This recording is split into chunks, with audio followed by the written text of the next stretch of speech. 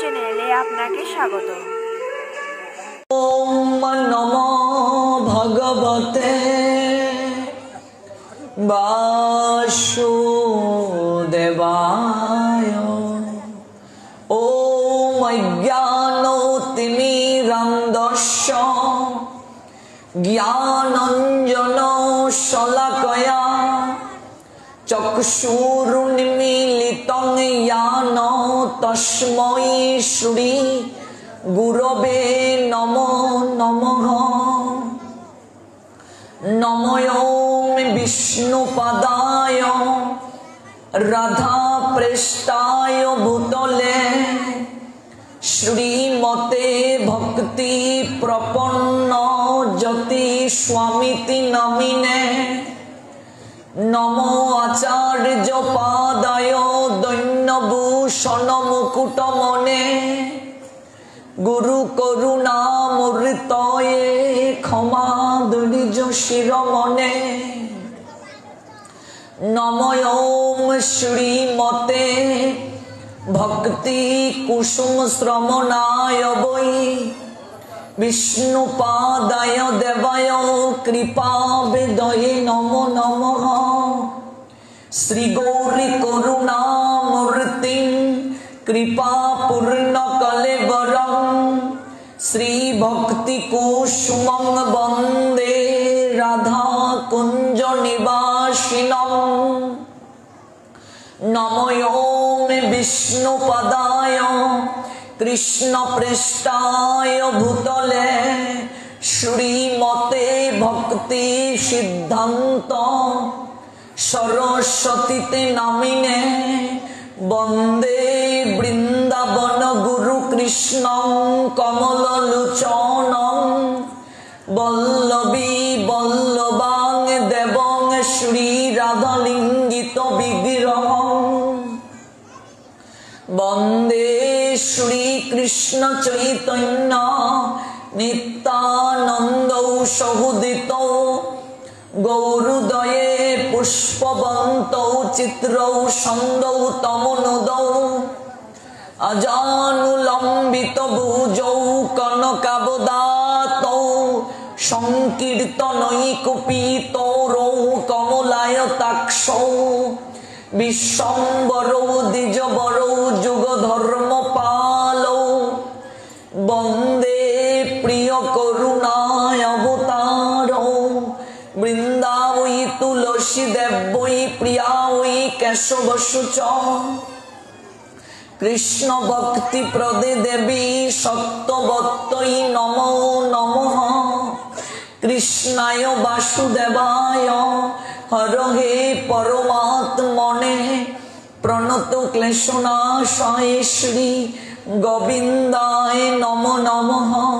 তপ্ত কাঞ্চন গৌরাঙ্গী রাধে বৃন্দাবনেশ্বরী বৃষভানুসুতে দেবী প্রণমামি। হরি প্রিয়ে শ্রী রূপে শ্রী সনাতন ভট্ট রঘুনাথ শ্রীজীবী গোপাল ভট্ট দাস রঘুনাথ। এই ছয় গুসাইরি করি চরণ বন্দন যাহা হতে বিঘ্ন নাশ অবিষ্ট পূরণ। এই ছয় গুসাইরি করি চরণ বন্দন যাহা হতে বিঘ্ন নাশ অবিষ্ট পূরণ।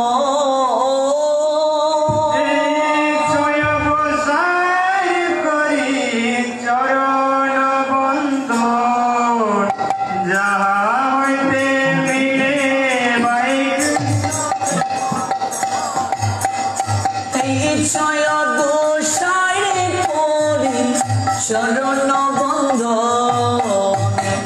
যাহা হতে মিলে ভাই কৃষ্ণ প্রেম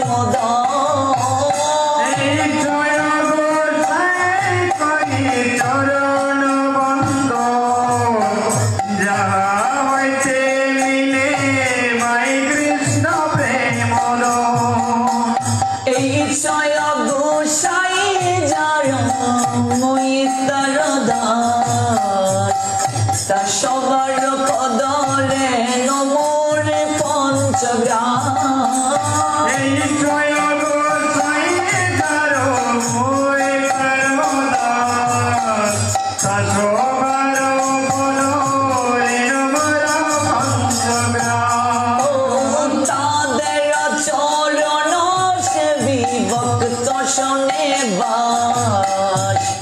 জনমে জনমে মোর এই অবিলাস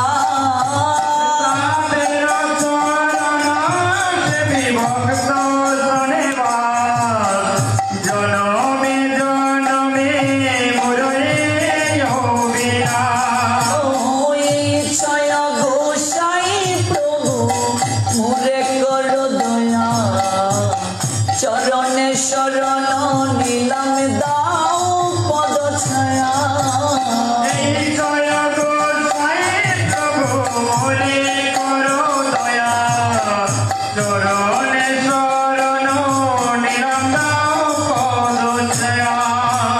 এই ছয় গোসাই জবে ব্রজে কৈলাবাস রাধা কৃষ্ণ নিত্য লীলা করিলা প্রকাশ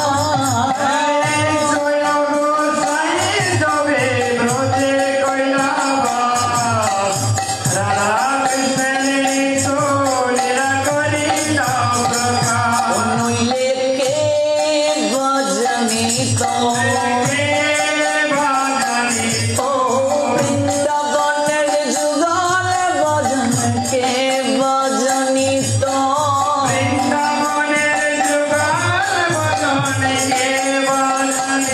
ও বৃন্দাবনের যুগল ভজন কে ভজনি তো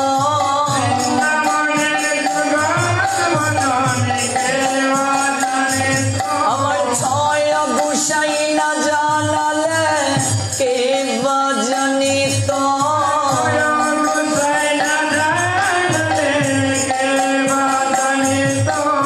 এই ছয় গোসাই জবে ব্রজে কৈলাবাস রাধা কৃষ্ণ নিত্য লীলা করিলা প্রকাশ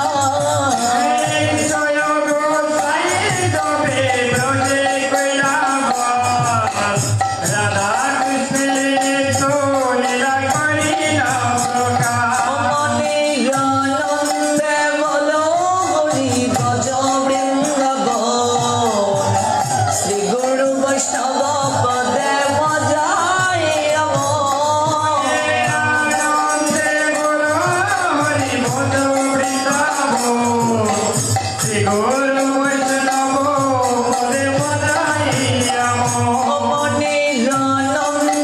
বলো হরি ভজ বৃন্দাবন শ্রী গুরু বৈষ্ণব পদে মজাই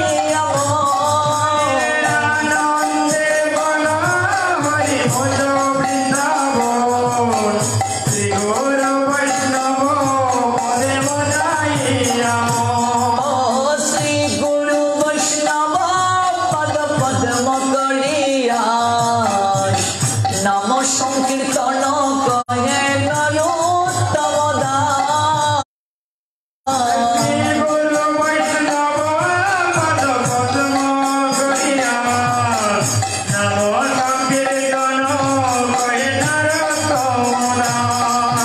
শ্রী কৃষ্ণ চৈতন্য প্রভু নিত্যানন্দ শ্রী অদ্বৈত গদাধর শ্রীবাসাদি গৌর ভক্তবৃন্দ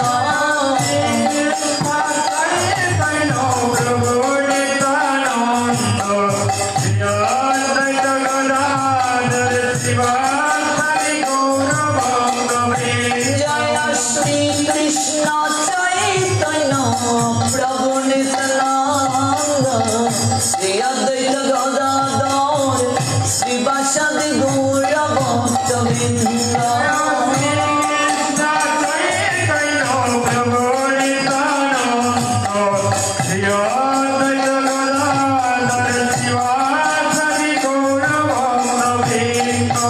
শ্রী কৃষ্ণ চৈতন্য প্রভু নিত্যানন্দ শ্রী অদ্বৈত গদাধর শ্রীবাসাদি গৌর ভক্তবৃন্দ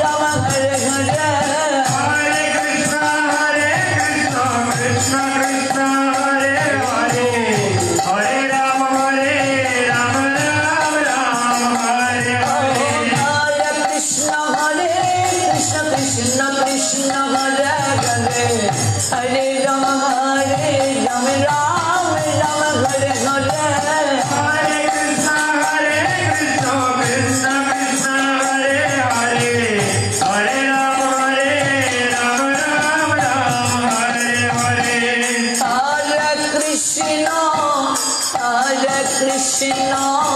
Krishna Krishna Hare Hare Hare Rama Rama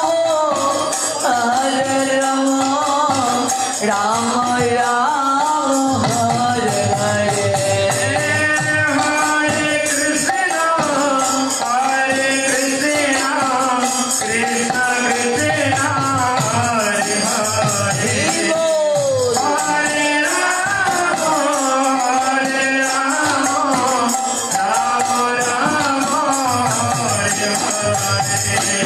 Hare Hare Krishna Krishna Krishna Hare Hare Hare Rama Rama Hare Hare Hare Krishna Krishna Krishna Hare Hare Hare Ram Ram Hare Hare Hare Krishna Krishna Krishna Hare Hare Hare Rama Hare Rama Hare Hare Hare Krishna Krishna Krishna Hare Hare Hare Ram Ram Hare Hare Hare Krishna Krishna Krishna Hare Hare Hare Rama Rama Hare Hare Hare Krishna Krishna Krishna Hare Hare Hare Ram Ram Hare Hare Hare Krishna Krishna Krishna Hare Hare Hare Rama Rama Hare Hare Hare Krishna Krishna Krishna Hare Hare Hare Ram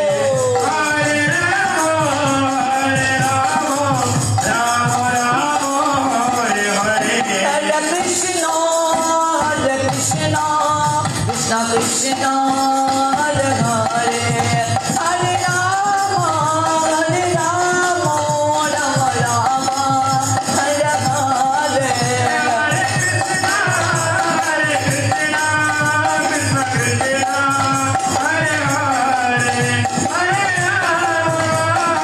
Rama Rama Hare Hare Jaya Radhe Jaya Radhe Jaya Radhe Jaya Radhe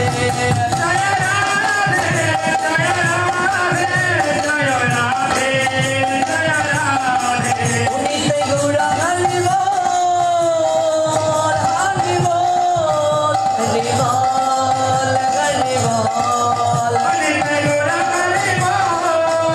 Hari Bol Gura Hari Bol Hari Bol Hari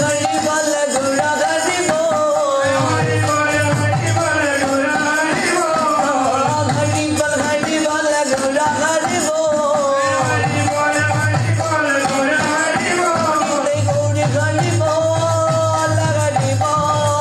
Hari Bol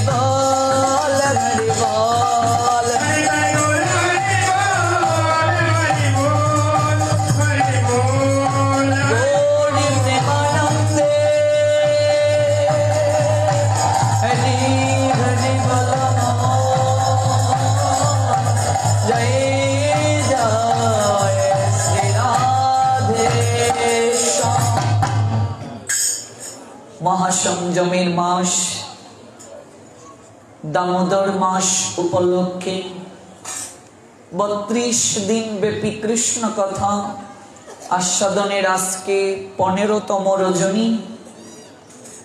আজকের এই অপ্রাকৃত কথামৃতে অভিষিক্ত হওয়ার আকিঞ্চনে বহু দূর দূরান্ত থেকে যারা এই নোয়াখালী জেলা শহরস্থ মাইজদি শ্রী শ্রী রাম ঠাকুর জন্মোৎসব মন্দির প্রাঙ্গণে উপবেশিত হয়েছেন, আপনাদের প্রত্যেকের রাতুল রাঙ্গাচরণে আমি অবাজন বৈষ্ণব জ্ঞানে ভক্তিপূর্ণ প্রণাম নিবেদন করছি। ভক্তবৃন্দ, আমরা গতকাল যে জায়গায় কথার বিশ্রাম টেনেছিলাম, আজ সেই জায়গা থেকে পুনরায় শ্রবণ করব। আমরা শ্রবণ করছিলাম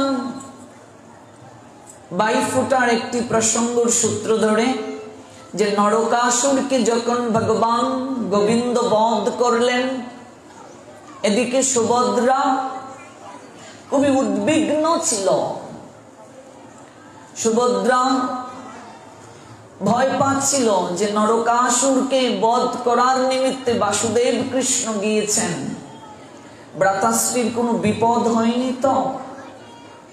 সর্বদা উদ্বিগ্ন ছিল সুভদ্রা।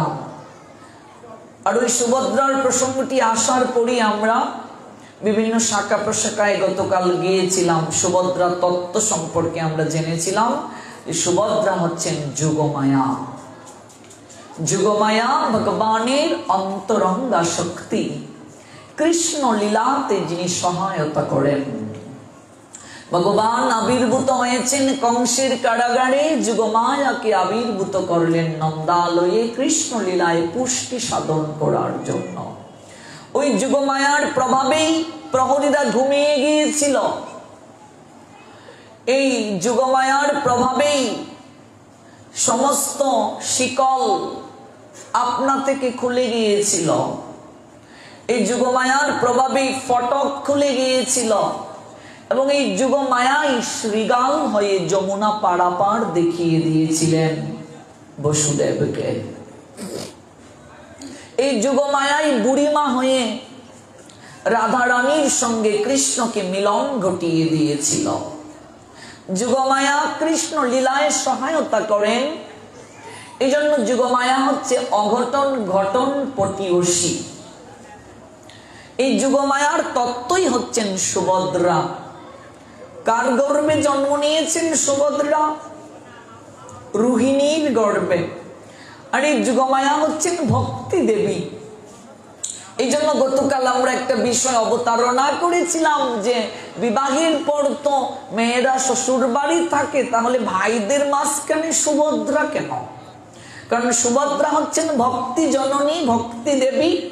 আর কৃষ্ণ বলরাম তারা সাক্ষাৎ ভগবান, ভগবানকে লীলায় সহায়তাকারিণী হচ্ছে যুগমায়া। এই জন্য সুভদ্রা মাঝখানে। বলরাম গুরুতত্ত্বের আধার, এই জন্য পুরীতে রথ হয়, বলরামের রথে 14টা চাকা, 14টা চাকা মানে 14টা ভুবনের প্রতীক। আর সুভদ্রা হচ্ছেন ভক্তি তত্ত্ব। সেই সুভদ্রার যে রথ হয় পুরীধামে 12টা চাকা মানে 12 মাস গুরুদেব কর্ণমূলে ভক্তির বীজ দিলেন। এই বীজকে অঙ্কুরিত করার জন্য আমাকে চেষ্টা করতে হবে, পরিচর্যার জন্য আমাকে অধ্যয়ন করতে হবে, পরিশ্রম করতে হবে 12 মাস। এই জন্য 12টা চাকা। ওই ভক্তি যখন হৃদয়ে জাগ্রত হবে, ভক্তি দেবী যখন কৃপা করবেন, ভক্তি বীজ যখন অঙ্কুরিত পল্লবিত পুষ্পিত হবে, ভক্তি কারো হৃদয়ে জাগ্রত হলে ভগবানকে খুব সহজেই বন্ধন করা যায়। এই জন্য দেখবেন সুভদ্রার পরে জগন্নাথ। জগন্নাথ মন্দিরে যখন যাবেন, প্রথমে বলরাম, তারপর সুভদ্রা, তারপর জগন্নাথ। বলরাম হচ্ছেন গুরুতত্ত্বের আধার। ওই বলরামই নিতাই হয়ে আসলেন, অর্থাৎ গুরুদেবকে বাদ দিয়ে, বৈষ্ণব বাদ দিয়ে সরাসরি যদি কেউ ভগবানের কাছে যেতে চায়, সে কখনো যেতে পারবে না। এই হচ্ছে তত্ত্ব। এটা আমরা দেখতে পাই এই কলিযুগে। রঘুনাথ দাস গোস্বামীপাদ গুরু বৈষ্ণবকে পাশ কাটিয়ে মহাপ্রভুর কাছে যেতে চেয়েছিলেন। দুবার গিয়েছিলেন মহাপ্রভুর নিকটে শান্তিপুরে, বারবার ফিরিয়ে দিয়েছিলেন গৌরহরি। মর্কট বৈরাগ্য না করিও লোক দেখাইয়া, যথাযোগ্য বিষয় ভুঞ্জ অনাসক্ত হইয়া। অনেক চেষ্টা করেছিলেন ঘর থেকে পালিয়ে যেতে, গৌরহরির সান্নিধ্যে যেতে পারলেন না। কারণ গুরুদেব বৈষ্ণবকে পাশ কাটিয়ে ভগবানের কাছে যাওয়া যায় না। গুরু রেখে গৌরাঙ্গ বজে, সেই পাপী নরাধম নরকে মজে। গুরুদেব হচ্ছেন পথ প্রদর্শক। আমরা সরাসরি যেমন প্রধানমন্ত্রীর সঙ্গে দেখা করতে পারবো না, একটা মাধ্যমে তার কাছে যেতে হবে। অগ্নি প্রজ্বলিত করতে গেলে যেমন একটা মাধ্যম প্রয়োজন, তেমনি ভাবে ভক্তি যাজন করতে গেলেও একটা মাধ্যম প্রয়োজন। আমরা জানি না ভক্তি কি করে যাজন করতে হয়, ওই মাধ্যমটাই হচ্ছেন গুরুদেব, যাকে পথ প্রদর্শক বলা হয়। গুরু, গু মানে অন্ধকার, রু মানে আলো। যিনি অন্ধকার থেকে আমাকে আলোর পথ দেখিয়ে দেন তিনি হচ্ছেন গুরু। এবং সেই গুরুকে অবশ্যই তত্ত্বদ্রষ্টা হতে হবে, সেই গুরুকে অবশ্যই আচরণশীল হতে হবে। জীব যদি কোনো কারণে অতত্ত্বদ্রষ্টা গুরুর চরণাশ্রিত হয়ে যায়, অবশ্যই তাকে আবার সংস্কার করতে হবে। যতদিন পর্যন্ত জীব তত্ত্বদ্রষ্টা গুরুর সান্নিধ্যে যেতে না পারবে, হাজারবার সংস্কার করতে পারবে, তাতে কোনো পাপ নেই। সংস্কার মানে ত্যাগ নয়, সংস্কার মানে প্রমোশন, সামনের দিকে আপনি গেলেন। সেই গুরু তত্ত্বের আধার বলরাম নিতাই হয়ে এসে দেখলেন গুরুদেবকে পাশ কাটিয়ে ভগবানের কাছে যাওয়া যায় না। পরবর্তীতে নিত্যানন্দ প্রভু পানিহাটিতে এলেন, যখন রঘুনাথকে কৃপা করলেন, কৃপা দণ্ড, এই যে আপনারা চিরাদডি দণ্ড মহোৎসব করেন না, এটা কিন্তু নিত্যানন্দ প্রভু কৃপা করে দণ্ড দিয়েছিলেন। যখন নিতাই কৃপা করলেন, রঘুনাথের কৃপা হয়ে গেল। নিত্যানন্দ প্রভু তাকে স্বরূপ দামোদরের নিকটে প্রেরণ করলেন গুরুদেবের কাছে। তারপর তার মহাপ্রভুর কৃপা হলো। অর্থাৎ গুরু বৈষ্ণব পাশ কাটিয়ে ভগবানের কাছে যাওয়া যায় না। এই জন্য বলরাম প্রথম। আর ভক্তি জননী, ভক্তি তত্ত্ব যুগমায়ার যে অংশ সুভদ্রা, সেই সুভদ্রা মাঝখানে, উনি ভক্তি জননী। ওই ভক্তি যখন হৃদয়ে আসবে গুরু কৃপায়, তখন ভগবান আপনা থেকেই আমাকে কৃপা করবেন, দর্শন দেবেন। এই জন্যই জগন্নাথ পড়ে। সেই সুভদ্রা আজকে ভাইয়ের চিন্তায় অধীন। ভগবান যিনি স্বয়ং সর্বশক্তিমান, সমস্ত কিছুর মূলাধার, কিন্তু সুভদ্রা তিনি আজ উদ্বিগ্ন যে আমার ভ্রাতাশ্রীর কিছু হয়নি তো। কারণ এখানে তো প্রীতিটা গভীর, প্রীতি গভীর থাকার কারণে ভগবত্তা স্থান পায় নাই। সেই নরকাসুরকে বধ করে ভগবান যখন আসলেন, 16,000 মহিষীকে উদ্ধার করে, সেই মহিষীরা কৃষ্ণের চরণ লাভ করলো, পত্নী হবার সৌভাগ্য লাভ করলো। তখন কৃষ্ণ দ্বারকায় ফিরে আসলেন। আর সেই দিন সুভদ্রা দ্বিতীয়া তিথিতে বাসুদেব কৃষ্ণের কপালে ফুটা দিয়েছিল, এই যে 22 ফুটা। আমি ফেসবুকে দেখলাম হাজার হাজার পোস্ট, অধিকাংশ বোনেরা ভাইয়ের কপালে ফুটা দিয়েছে, কিন্তু কোন আঙ্গুল দিয়ে ফুটা দিতে হয় জানে না। এই 5টা আঙ্গুলের 5টা গুণ রয়েছে, আপনি যে কোনো আঙ্গুল দিয়ে ফুটা দিলে হবে না, অপরাধ হবে। বোন ভাইকে ফুটা দেবে এই কনিষ্ঠ অঙ্গুলি দ্বারা, এই অঙ্গুলি দ্বারা। এটাকে বলা হয় বন্ধন, এটা হচ্ছে বন্ধন প্রতীক। মা যখন কোনো ছেলেকে আশীর্বাদ করবে, সন্তানকে আশীর্বাদ করবে, কোনো মেয়েকে আশীর্বাদ করবে, কোনো জায়গায় যখন সন্তান যায়, মাকে প্রণাম দিলে মা কোন আঙ্গুলে কামড় দেয়? কনিষ্ঠ আঙ্গুলি। কেন কখনো ভেবেছেন? আপনারা ভাবেন দিতে হয় বলেই দিই। আমার মাও আমাকে কানি আঙ্গুলে কামড় দিয়েছিল, আমিও আমার মেয়েকে কানি আঙ্গুলে দিই, তার মেয়েও তার মেয়েকে কানি আঙ্গুলেই দেবে। এই কনিষ্ঠ অঙ্গুলিটা হচ্ছে বন্ধনের চিহ্ন। মা সন্তানকে কনিষ্ঠ অঙ্গুলিতে কামড় দেয়, যেন মায়ের সঙ্গে সন্তানের বন্ধন যেন ছিন্ন না হয়। এটা হচ্ছে বন্ধন ফুটা। এই জন্য ভগিনী ভাইকে যে ফুটা দিয়েছে ভ্রাতৃ দ্বিতীয়া তিথিতে গতকাল, এই ফুটাটা হচ্ছে বন্ধন ফুটা। অর্থাৎ ভাই বোনের সম্পর্ক যেন চির অম্লান থাকে, চির সুদৃঢ় থাকে। এই জন্য এই অঙ্গুলি দিয়ে ফুটা দিতে হয়। বাকি যে 4 আঙ্গুল থাকলো, এই 4 আঙ্গুলেরও আলাদা গুণ রয়েছে। এই আঙ্গুলের কি গুণ, এই আঙ্গুলের কি গুণ, এই আঙ্গুলের কি গুণ, এই আঙ্গুলের কি গুণ, এই অঙ্গুলি হচ্ছে যুদ্ধের প্রতীক, শক্তির প্রতীক। দেখবে কোন যুদ্ধক্ষেত্রে গেলে ওই অঙ্গুলি দিয়ে দেয়া হয়, দেখেছেন লক্ষ্য করে। এবার যুদ্ধক্ষেত্রে যখন যাবে তখন ওই অঙ্গুলি দিয়ে দিলে হবে না। যুদ্ধক্ষেত্রে গেলে ক্ষাত্র বীর্য দরকার, শক্তি প্রয়োজন। এটা হচ্ছে শক্তির প্রতীক। দেখবেন তলোয়ার, ক্ষত্রিয় যারা তলোয়ার দিয়ে কেটে রক্ত দিয়ে দিয়ে দিল, শক্তি। যখন কোন সংগ্রামে যাবে, সন্তান যখন কোনো কিছু হাসিল করতে যাবে, মা আশীর্বাদ করে দেবে, যা পাঠিয়ে দিলাম। এই অঙ্গুলি দিতে হবে। কোন সময় কোন অঙ্গুলি দিতে হয়, বাকি থাকলো 3 অঙ্গুলি। মায়েরা সিঁদুর দেয় এই অঙ্গুলি দিয়ে, দেখেছো কখনো? এটা আয়ু বৃদ্ধির প্রতীক। এইভাবে সিঁদুরের ফুটা দেয়া হচ্ছে শীতিতে। কারণ কি? ঊর্ধ্ব রেখার প্রতীক। আমার স্বামীর আয়ু যেন ঊর্ধ্বগামী হয়। সিঁদুর কি কেউ এইভাবে দেয়? এইভাবে ঊর্ধ্ব রেখা, ঊর্ধ্বগামী।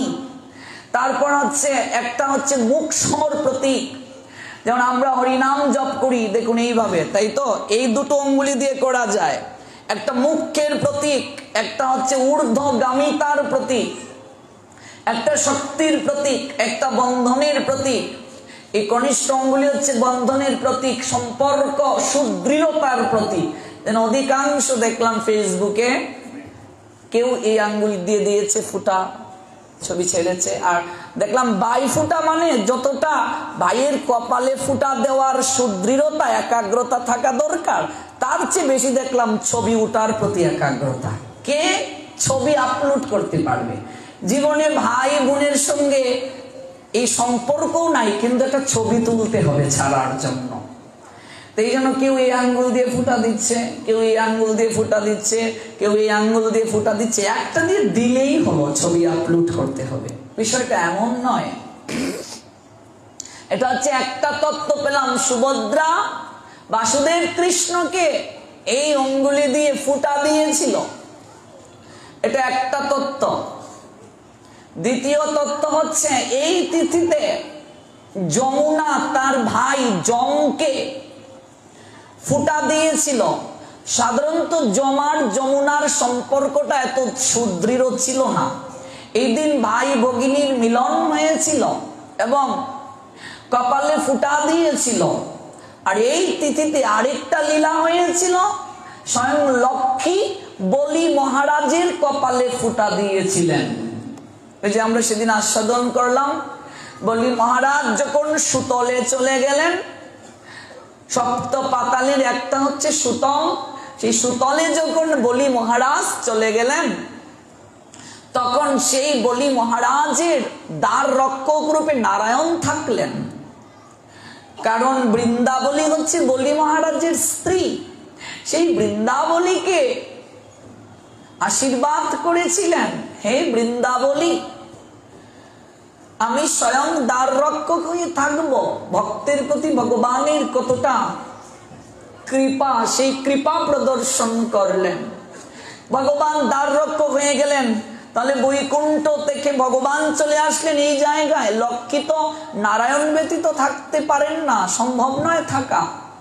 তাই সেই লক্ষ্মী ছদ্মবেশ ধারণ করে বলি মহারাজের নিকটে গিয়েছিলেন। গিয়ে বলি মহারাজের হাতের মাঝে রাখি বন্ধন করেছিলেন আর কপালে ফুটা দিয়েছিলেন। একটা রীতি আছে, বোনেরা সামর্থ্য অনুযায়ী ভাইকে যখন সেই ভাই ফুটা প্রদান করে, ভাইয়েরাও সামর্থ্য অনুযায়ী বোনদেরকে কিছু উপহার দেয়।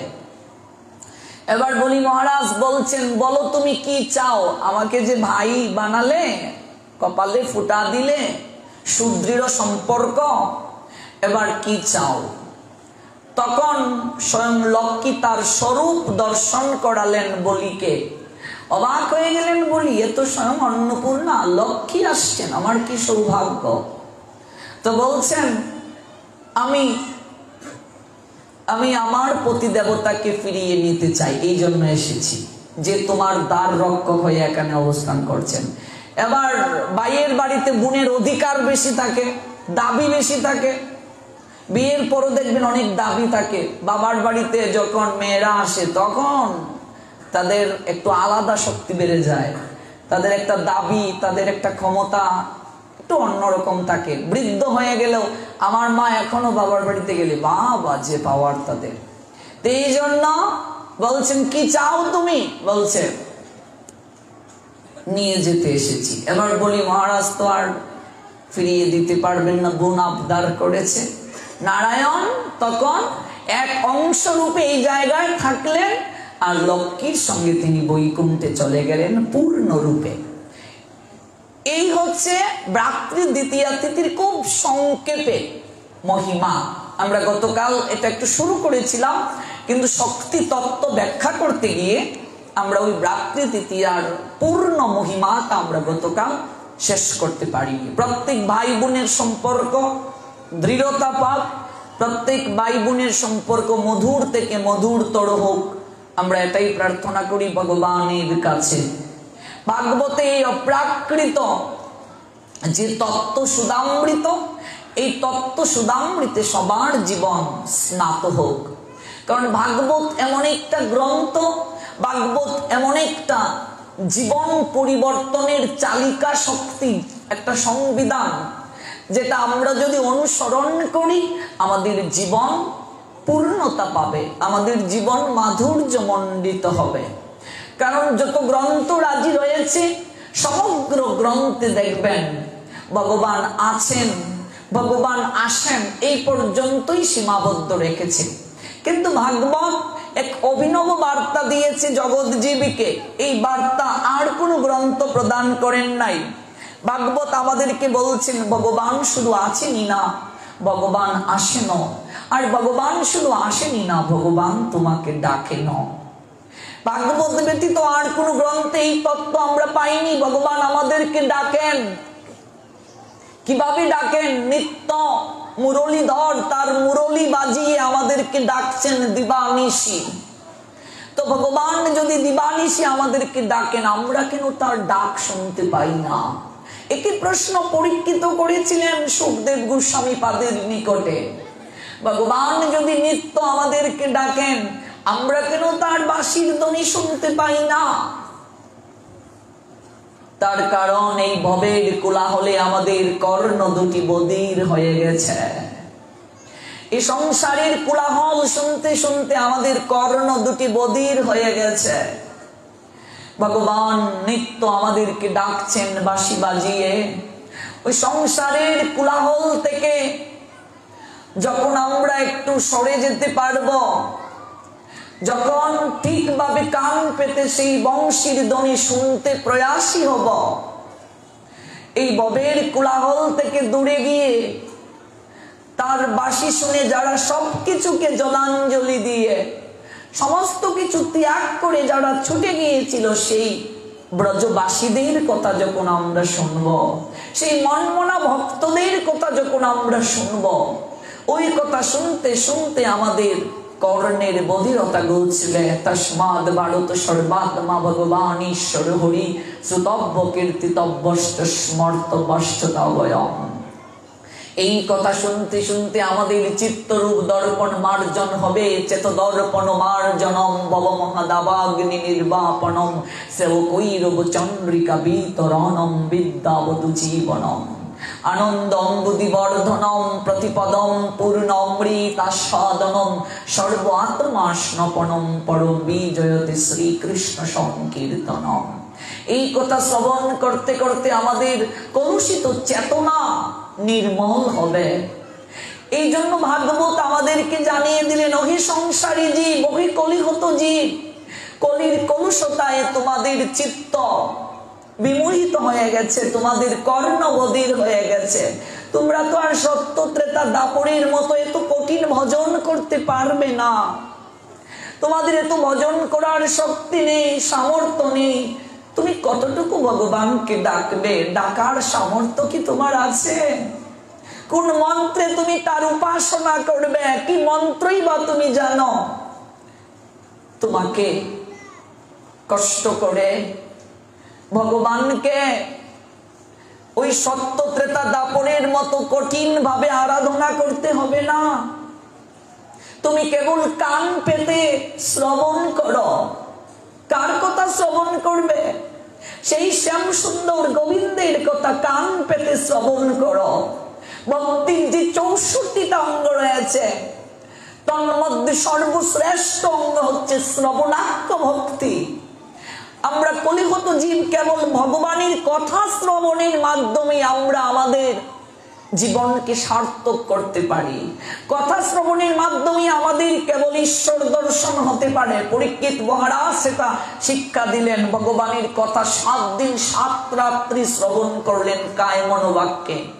আহার গ্রহণ করলেন না মা, জল পর্যন্ত গ্রহণ করলেন না। ওই 7 দিন 7 রাত্রি একাগ্র চিত্তে শ্রবণ করলেন। 6 দিন শ্রবণ করার পর সন্ধ্যার পরে সেই পরীক্ষিত মহারাজ সুখদেব গোস্বামী পাদের নিকটে প্রার্থনা করলেন করজুড়ে, হে গুরুদেব, হে মণিবর, আজ 6 দিন গিয়ে রাত ঘনিয়ে আসলো, আমি জল পর্যন্ত গ্রহণ করিনি। আপনি ভাববেন না যে আমি ক্লান্ত অনুভব করছি? আমার ক্ষুধা তৃষ্ণা ক্লান্তি কিচ্ছুটি নেই। আপনি কৃপা করে কথা সংক্ষেপ করবেন না, আপনি কৃপা করে কথা সংক্ষিপ্ত করবেন না, আপনি প্রাণ ভরে আমাকে শ্রবণ করান। সখীরে কেবা শোনাইল শ্যামনাম, কানের ভিতর দিয়া মরমে পশিল গো আকুল করিল মন প্রাণ।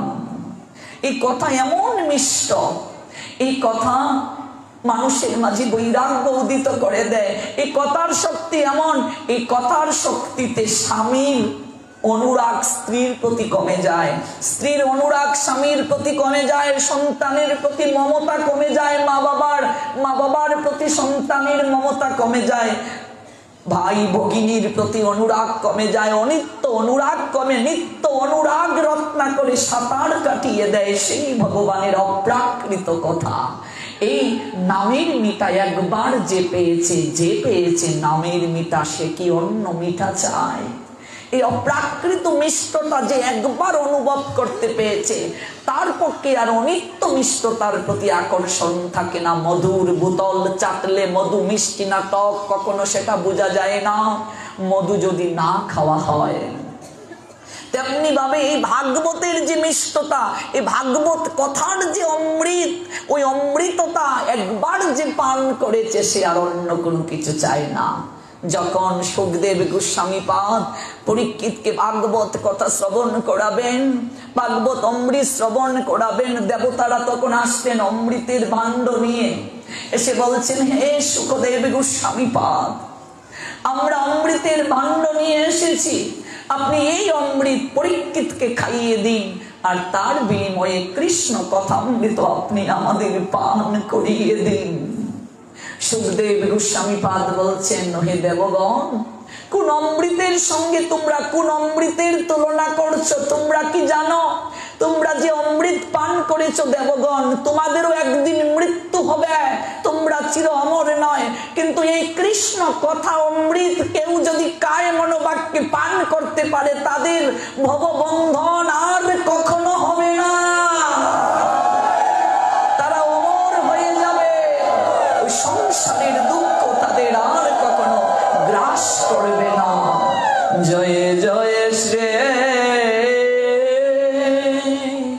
রাধে শ্যাম। কোন অমৃতের সঙ্গে কোন অমৃতের তুলনা করছো তোমরা? এই কৃষ্ণ কথা অমৃত, একবার যে কায় মনোবাক্যে পান করে তাদের সমস্ত বন্ধন খণ্ডন হয়ে যায়। এই কৃষ্ণ কথা ভাগবতের কথা কায় মনোবাক্যে যে শ্রবণ করে যমদূতগণ তার নিকটে পর্যন্ত আসতে সাহস পায় না, তার প্রকৃষ্ট প্রমাণ শ্রীবাস পণ্ডিত। প্রকৃষ্ট প্রমাণ যে শ্রীবাস পঞ্চতত্ত্বের একজন, যাকে আমরা আসনে বসিয়ে পুজো করি, যার চরণে আমরা তুলসী দেই। পঞ্চতত্ত্বের কয়জনের? মহাপ্রভু, নিত্যানন্দ প্রভু, অদ্বৈত প্রভু আর গদাধর শ্রীবাস, তাদের বক্ষে তুলসী দেই কিংবা হস্তে তুলসী দেই। মহাপ্রভুকে স্বয়ং ভগবান কৃষ্ণ, রাধা কৃষ্ণের মিলিত তনু মহাপ্রভু। নিত্যানন্দকে মহাপ্রভুর সাংস প্রকাশ, কৃষ্ণের সাংস প্রকাশ বলরাম, বলরাম হলেন নিত্যানন্দ। ব্রজের কানাই তিনি হলেন নিমাই, আর ব্রজের বলাই তিনি হলেন নিতাই। অদ্বৈতকে সদাশিব আর মহাবিষ্ণুর মিলিত তনু, শ্রীবাসকে দেবর্ষি নারদ হলেন শ্রীবাস, আর গদাধরকে গদাধর হলেন আমার স্বয়ং রাধারানী। এই শ্রীবাসের আবির্ভাব স্থান আমাদের সিলেটে, সিলেটের বিয়ানীবাজার উপজেলার পঞ্চখণ্ডে দেবর্ষি নারদ এসে জন্ম নিলেন কলিযুগে আমাদের শ্রীহট্টে। 16 বছর বয়স পর্যন্ত এই শ্রীবাস নাস্তিক প্রকৃতির ছিলেন বাবা, ভক্ত ছিলেন না, সাধুদেরকে নিন্দা করতেন। যে সকল বৈষ্ণবেরা পিছনে শিকা রাখতেন তাদের শিকা ধরে টান দিতেন। গঙ্গায় যারা পুজো করতে যেতেন দান দুর্বা ফল মূলাদি ইত্যাদিকে ফেলে দিতেন। যাকে পেতেন তাকেই অন্যরকম প্রশ্ন করতেন, কারণ তিনি যুক্তিতে বিশ্বাসী ছিলেন, ন্যায় দর্শনের উপর পড়াশোনা করেছিলেন, তার্কিক ছিলেন শ্রীবাস। 16 বছর বয়স পর্যন্ত রঙ্গ রসে কাটিয়ে দিলেন 15টি বছর মা। একদিন ভোরবেলা হঠাৎ স্বপ্ন দেখলেন, শ্রীবাসকে কে যেন বলছে, ওরে শ্রীবাস, ব্রাহ্মণের ঘরে জন্ম নিয়েও একদিন গায়ত্রী মন্ত্রটা তুমি জপ করলে না, একদিনও তুমি সন্ধ্যা আন্নি কিচ্ছুটি করলে না, ভগবানকে স্মরণ মনন করলে না। তুমি কি জানো শ্রীবাস, আর মাত্র তোমার জীবন একদিন জ্বলবে জীবন প্রদীপ, একদিন আর তুমি বাঁচবে, তোমার জীবনের আয়ু আর মাত্র একদিন আছে। ভোরবেলা যখন স্বপ্ন দেখলেন লাফ দিয়ে উঠলেন শ্রীবাস, কে কে আমাকে এমন স্বপ্নে দর্শন দিয়ে বলল আমার জীবনের প্রদীপ আর মাত্র একদিন চলবে। আরে মাগো, তুমি যদি জানো, ডাক্তার বলে দিল তোমায় আর 7 দিন বাঁচবেন আপনি, কি হবে তোমার অবস্থা? পরীক্ষিত জানলেন 7 দিন বাঁচবেন, তিনি কি করলেন? সমস্ত কিছু ত্যাগ করলেন, একটা কুশাসন হাতে নিলেন, পুত্রকে রাজত্ব বুঝিয়ে দিয়ে সবার নিকট থেকে বিদায় নিলেন। আমি আর 7 দিন বাঁচব, এই রাজত্ব সংসার তোমাদের জন্য কত কিছু করেছি, আমার নিজের জন্য কি করলাম? আমি চলে যাচ্ছি, এই 7 দিনের মাঝে আমার জীবন কি করে সার্থক করা যায়, কি করে আমার ঈশ্বর দর্শন হয়, আমি সেই সন্ধানে চলে যাই। সমস্ত কিছু ত্যাগ করে চলে গেলেন পরীক্ষিত গঙ্গার তীরে। শ্রীবাস একদিন আর বাঁচবেন স্বপ্নে দর্শন পেলেন তিনি, তাকে বলা হলো তুমি আর একদিন বাঁচবে। লাফ দিয়ে উঠলেন শ্রীবাস, কি করবেন বুঝতে পারছেন না, তার মাথা যেন ঘুরছে, আকাশ যেন ভেঙ্গে পড়ছে তার মাথায়। তিনি ভাবলেন, আহারে বাড়ির পাশেই সুরদনী গঙ্গা, এই যে নবদ্বীপে গঙ্গা বইছে, শুনেছি মা গঙ্গা পাপ নাশিনী, তিনি মরেই তো যাব, একটু গঙ্গা স্নানটা করে আসি। শ্রীবাস ছুটলেন গঙ্গায়। মা গঙ্গা পরম বৈষ্ণবী, তার তীরে এসে করজুড়ে বলছে, মা শুনেছি মহাপাপীও যদি তোমার এই জায়গায় এসে তোমার গাত্রে অবগাহিত হয়, তুমি তাকেও নাকি ফিরিয়ে দাও না। মাগো, আর মাত্র আমার জীবন প্রদীপ একদিন জ্বলবে, আমি তোমার পাপী সন্তান। মা, সন্তান যদি কুসন্তান হয় মা তো কখনো তাকে ফিরিয়ে দেয় না। আমি এসেছি মা, আমি এসেছি তোমার হতভাগা সন্তান তোমার নিকটে। একটিবার তুমি আমাকে অবগাহিত করে আমার দৈহিক পাপ, কায়িক পাপ সব তুমি স্খলন করিয়ে দাও। মা গঙ্গার সৃষ্টি কোথা থেকে হয়েছে বাবা? ভাগবতে আছে কৃষ্ণের চরণ থেকে মা গঙ্গার সৃষ্টি। মহাদেব জটার মাঝে গঙ্গা রেখেছিলেন, ভগীরথ এই গঙ্গাকে আনয়ন করেছিলেন আমাদের কৃপা করার জন্য। মা গঙ্গায় সিঁদুর, বেলপাতা আর তুলসী পাতা, এই 3টা জিনিস যদি কেউ দেয় সঙ্গে সঙ্গে তিনজন দেবতার কাছে চলে যায়, কারণ মা গঙ্গা এতটা পবিত্র এবং ভগবানের এতটা কৃপা পাত্র। সেই মা গঙ্গাতে যদি কেউ বেল পাতা দেয়, সঙ্গে সঙ্গে সেই বিল্লপত্র মহাদেবীর চরণে পৌঁছে যায়। মহাদেব হচ্ছেন আশুতোষ, অল্পতেই তিনি সন্তুষ্ট হয়ে যান। মা গঙ্গায় যদি কেউ সিঁদুর দেয়, সঙ্গে সঙ্গে সেই সিঁদুর বিয়ের দেবতা প্রজাপতি ব্রহ্মার নিকটে পৌঁছে যায়। ওই গঙ্গায় যদি কেউ তুলসী পত্র দেয়, সেই তুলসী পত্র সরাসরি ভগবান বিষ্ণুর চরণে পৌঁছে যায়। মা গঙ্গা পাপ নাশিনী, জগতের সবার পাপ তিনি স্খলন করেন। মানুষ তিন প্রক্রিয়ায় পাপ করে, কায়িক, বাচিক, মানসিক। মানুষ দেহ দ্বারা পাপ করে, মন দ্বারা পাপ করে, বাক্য দ্বারা পাপ করে। দেহ দ্বারা মানুষ যে পাপ করে, কেউ যদি গঙ্গায় গিয়ে কায় মনোবাক্যে স্নান করে, মা গঙ্গা তার কায়িক পাপ সব স্খলন করে দেন। আজ শ্রীবাস গঙ্গার তীরে এসে করজুড়ে বলছে, মা ওহে পাপ নাশিনী মা গঙ্গা, আমি ব্রাহ্মণের গড়ে জন্ম নিয়েও গায়ত্রী মন্ত্রটা পর্যন্ত একদিনও জপ করিনি। আমি স্বপ্নে দর্শন করেছি ভোরবেলা, আর একদিন মাত্র আমি বাঁচব। মা মরেই তো যাবো, এসেছি একটি বার স্নান করতে তোমার এখানে। আমি তোমার হতভাগা সন্তান, কুসন্তান। মায়ের কাছে তো সবাই সমান, তুমি একটি বার কৃপা করে আমায় গ্রহণ করো। মা গঙ্গায় অবগাহিত হলেন শ্রীবাস। মা গঙ্গার প্রতি শ্রদ্ধা ভক্তি অর্পণ করে তিনি গঙ্গায় ডুব দিলেন। ডুব দিয়ে যখন উঠলেন, একই আমি তো এখনো বেঁচে আছি, আমি তো মরিনি। গঙ্গা স্নান করে তিনি সূর্যদেবকে প্রণাম নিবেদন করলেন। তারপর গঙ্গা স্নান করে সেই শ্রীবাস তার গৃহে তিনি ফিরে আসবেন। আপনারা যারা নবদ্বীপ গিয়েছেন দেখবেন দেবানন্দ একটা গৌরীয় মঠ আছে। দেবানন্দ পণ্ডিতের নামে এই মঠ হয়েছে, গৌরীয় মঠ। এই দেবানন্দ পণ্ডিত নবদ্বীপের শ্রেষ্ঠ পণ্ডিত ছিলেন।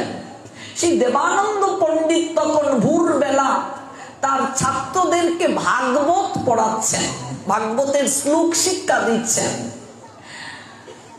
আঙ্গিনায় ভাগবতের ক্লাস দিচ্ছেন দেবানন্দ পণ্ডিত, আর শ্রীবাস গঙ্গা স্নান করে তার গৃহের অভিমুখে যাবে ব্যতীত চিত্তে। তার মাঝে সংশয় কাজ করছে, একটা শঙ্কা কাজ করছে, স্বপ্নের কথা মনে হচ্ছে। হঠাৎ শ্রীবাস ভাবলেন, মরেই তো যাব, আজকের দিনটাই তো আমার আয়ু আছে, একটু ভাগবত কথা শ্রবণ করে যাই। জীবনেও কোনোদিন যে লোকটা ভাগবত পাঠে যায় নাই, সাধুদেরকে সম্মান করে নাই, সাধুদেরকে নিন্দা করেছে, তর্ক করেছে, ঈশ্বর আছে কি এরকম কথা বলে, আজকে সে ভাবছে মরেই তো যাব, একটু ভাগবত কথা শ্রবণ করে যাই। দেবানন্দ পণ্ডিত ছাত্রদেরকে পড়াচ্ছেন। দূর থেকে শ্রীবাস দাঁড়িয়ে রইলেন। দেবানন্দ পণ্ডিত তার ছাত্রদেরকে বলছেন কৃষ্ণের বংশীর বর্ণনা। কৃষ্ণের বাঁশির মাঝে 9টা ছিদ্র আছে। ওই 9টা ছিদ্র কি? নববিধা ভক্তির প্রতীক। শ্রবণ কীর্তন শরণ বন্দন পাদ সেবন দাসরে পূজন সখীজন আত্ম নিবেদন গোবিন্দ দাস অভিলাষরে। বংশীর বর্ণনা বলছেন কৃষ্ণ কতটা কৃপাময়, তিনি অধরে কেমন করে হাসি প্রস্ফুটিত করেন, বংশীতে কেমন করে আকর্ষণ করেন, এই কথাগুলো বলছেন ছাত্রদেরকে। সেই শ্রীবাস সবার পিছনে গিয়ে বসল। দেবানন্দ পণ্ডিত তিনি বললেন, এই কে তুমি? আমি শ্রীবাস। এখানে কি? আপনি এত সুন্দর কথা বলছেন ভাগবতের, আমি একটু শুনবো। আপনার ছাত্রদেরকে আমি বিরক্ত করব না, আমি একটু শুনবো। ঠিক আছে, বিরক্ত করবে না, পিছনে বসে শ্রবণ করো। দেবানন্দ পণ্ডিত চমৎকার ভাবে ভাগবতের কথা শ্রবণ করাচ্ছেন। হঠাৎ শ্রীবাস যে পিছনে বসে শ্রবণ করছিল, হঠাৎ শ্রীবাস সেই ভাগবতের কথা শুনতে শুনতে মাটিতে ঢলে পড়ে গেল। ছাত্ররা বলছে, এই কি যে ছেলেটা আসছিল পিছনে বসে ভাগবত কথা শ্রবণ করছিল, সে তো পড়ে গেছে, মাটিতে পড়ে গেছে। পণ্ডিতজি মাটিতে পড়ে গেছে, সে কি রে, অজ্ঞান হয়ে গেছে, একটু জল নিয়ে আয় তাড়াতাড়ি। শীঘ্র করে জল এনে মাথায় ঢালছে। খানিকটা সময় যাওয়ার পর শ্রীবাস চুপ করলো। বলো তো বাবা, তোমার কি হয়েছে? তুমি ভাগবতের কথা শুনতে শুনতে হঠাৎ মাটিতে ঢলে পড়লে কেন? শ্রীবাস দুটি আঁখি খুলে দেবানন্দ পণ্ডিতের দিকে তাকিয়ে বলছে, পণ্ডিতজি, আমি ব্রাহ্মণের ছেলে, আমি জীবনে একদিনও গায়ত্রী মন্ত্র জপ করিনি, আমি তার্কিক ঈশ্বরে আমার বিশ্বাস নেই, আমি সাধু সঙ্গ করিনি, ভাগবত কথা জীবনেও শ্রবণ করিনি।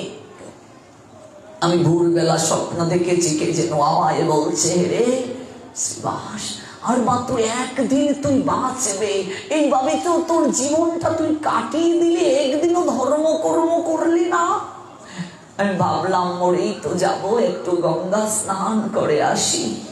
ওই গঙ্গা স্নান করে যখন আমার গৃহের অভিমুখে যাব, হঠাৎ আপনার সুমধুর সুরে ভাগবতের কথা আমার কর্ণে ধ্বনিত হলো। তাই এসে আমি এখানে বসেছিলাম আপনার আঙ্গিনায়। আমি যখন ভাগবত কথা শুনছিলাম, আমি হঠাৎ দেখি অনেক বিকট চেহারার কয়েকজন আমার নিকটে আসছে। তাদের গায়ের বরণ কালো। ওরা এসে বলছে, আরে শ্রীবাস, আমরা যমদূত, আমরা এসেছি তোকে নেওয়ার জন্য।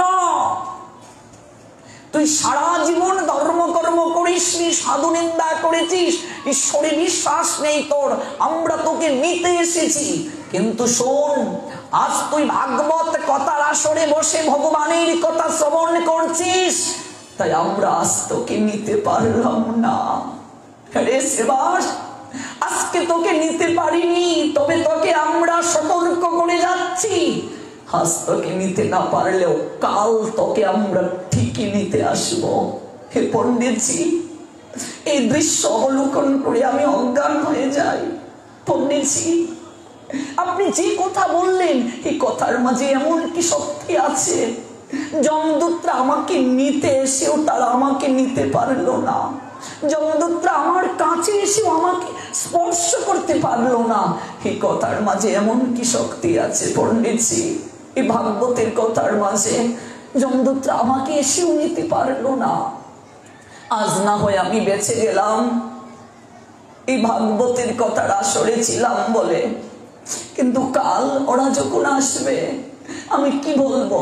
তাই পণ্ডিতজি, আমি আপনার এই ভাগবত কথা আসরে এসে যেটা উপলব্ধি করলাম, এই অপ্রাকৃত কথা শ্রবণে মননে স্মরণে থাকলে যমদূতেরাও নিকটে আসতে পারে না। হে পণ্ডিতজি, আমি আজ থেকে ভাগবত কথা শ্রবণ ব্যতীত একটা দিনও আর অতিবাহিত করব না। জয় জয় শ্রী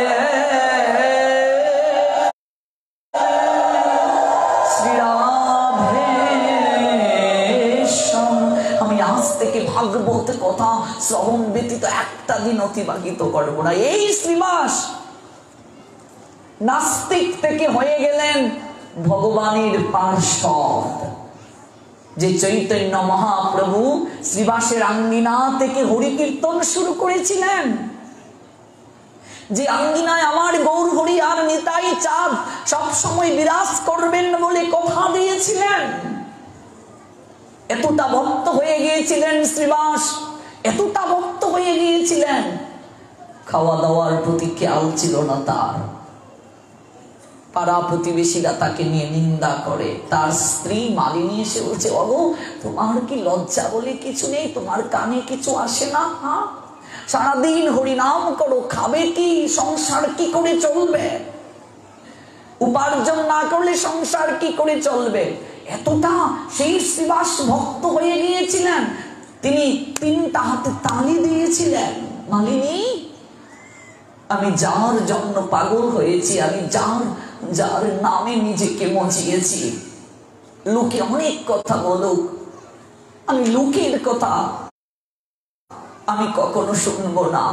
আমি নাম বন্ধ করতে পারবো না, আমি কৃষ্ণ নাম গাইব। শোনো মালিনী, তুমি বলছো খাবো কি? শুনেছি সেই গৌর হরি নাকি অনন্ত কোটি বিশ্ব ব্রহ্মাণ্ডের মালিক স্বয়ং ভগবান। আমরা তার প্রমাণও পেয়েছি। আমি একদিন অপেক্ষা করে থাকবো, দেখি আমার গৌর হরি, আমি যাকে ভালোবাসি, তিনি তিনি আমার জন্য কোনো কিছু ব্যবস্থা করেন কিনা। আমি দ্বিতীয় দিন অপেক্ষা করে দেখব আমার জন্য তিনি কোনো কিছু ব্যবস্থা করেন কিনা। তাতেও যদি কিছু না পাই, 3 দিন অপেক্ষা করে দেখব তিনি আমার জন্য কিছু ব্যবস্থা করেন কিনা। তাতেও যদি কিছু না পাই, গঙ্গায় গলার মাঝে কলসি বেঁধে ডুবে মরব, তথাপি এই বদন থেকে কৃষ্ণ নাম ছাড়তে পারবো না। কতটা ভালো বেসেছিলেন গৌর হরিকে। একটা নাস্তিক থেকে হয়ে গেলেন মহাপ্রভুর পার্ষদ, ভাগবতী ও কথা শ্রবণে। সেই শ্রীবাস শিক্ষা দিলেন জগৎকে। মহাপ্রভু যখন শুনলেন সেই কথা, শ্রীবাসের কাছে এসে বললেন, শ্রীবাস, ওরে আমার ভক্ত যারা, ওরা কি কখনো না খেয়ে মরে রে? তুমি কেন গঙ্গায় ডুবে মরবে? শ্রীবাস, আমি তোমাকে আশীর্বাদ করলাম, বৈকুণ্ঠের লক্ষ্যেও যদি কোনো কারণে দাঁড়ে দাঁড়ে ভিক্ষায় বের হয়, কিন্তু তোমার পরম্পরায় কোনোদিন অন্ন জলের অভাব হবে না। এতটা আশীর্বাদ করেছিলেন।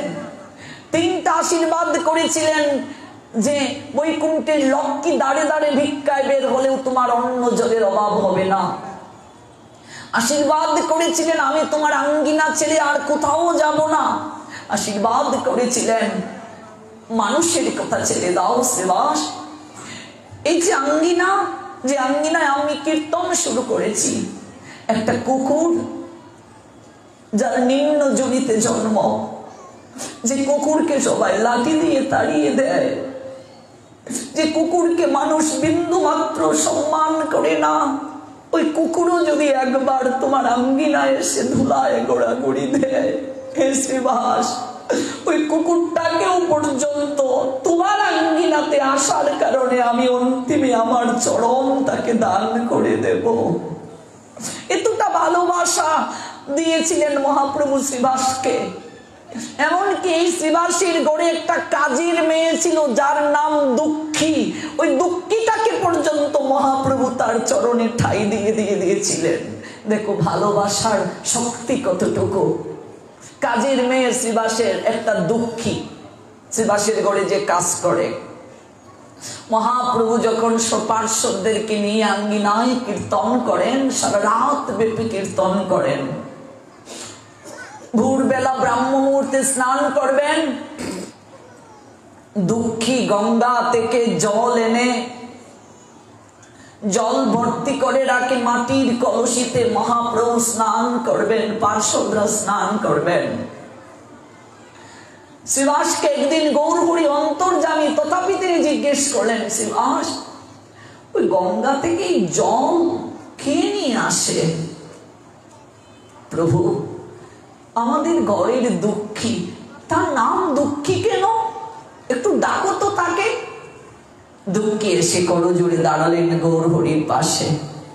হেরে মা, তোর নাম দুঃখী কেন রে? প্রভু, আমার জন্মের পরই আমার মা আমাকে রেখে মারা যান। বাবার আদর স্নেহ কিচ্ছুটি পাইনি। আমি জনম দুঃখী, সংসারে আমি এতিম, কেউ আমার নাই, কেউ নাই। প্রভু, গৌর হরি বললেন, অরে জগতে যার কেউ নাই, আমি একমাত্র তার হয়ে যাই রে। এই জগতে যার কেউ নাই, তার জন্য আমি আছি। এই জন্যই আমাকে কাঙ্গালের ঠাকুর বলা হয়। জগতে কাঙ্গাল যারা, জগতে দুঃখী যারা, এতিম যারা, আমি তাদের আসি। তোর কিছু নাই কি বলছিস? কে বলছে তোকে দুঃখী?